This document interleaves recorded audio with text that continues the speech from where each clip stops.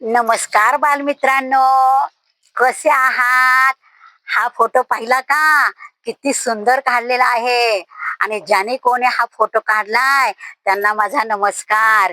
मुलांनो, हे छत्रपती शिवाजी महाराज आहे आणि शिवजयंतीच्या दिवशी हा फोटो काढलाय बरं का. हा हाताने चित्र काढले, ते फोटो नाही, हे चित्र काढले. किती सुंदर चित्रकार आहे की नाही मुलांनो.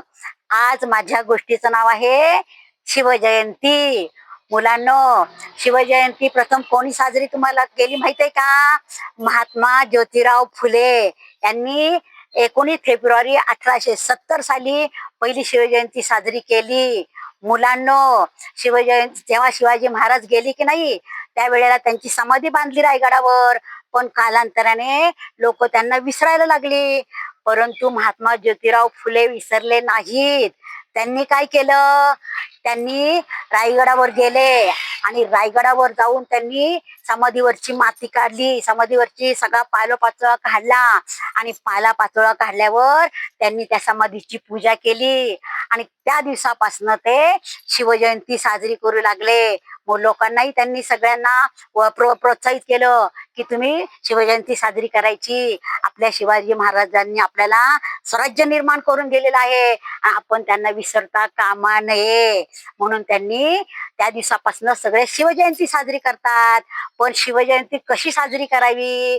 शिवाजींचा फोटो, शिवाजींची मूर्ती ठेवून त्यांच्या पुढे छान दिवा लावायचा आणि त्यांना वंदन करायचं. त्यांच्या कौतुकाचे पोवाडे गायचे, त्यांच्याबद्दल निबंध स्पर्धा ठेवायच्या, चित्रांच्या स्पर्धा ठेवायच्या. पण मुलांनो, आता काय होतंय?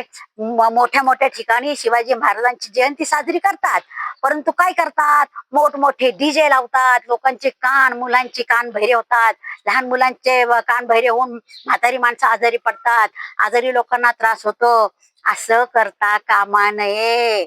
मुलांनो, तुम्ही मोठे झाल्यावर एखाद्या संस्थेचे मानकरी झालात किंवा एखाद्या नेते झाला तर अशा प्रकारे शिवजयंती साजरी करायची.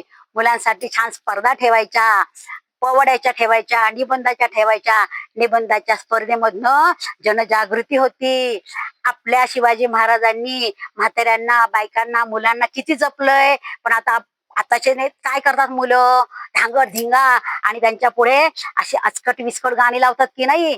ते थोर पुरुष आहेत, त्यांचा सन्मान राखला पाहिजे.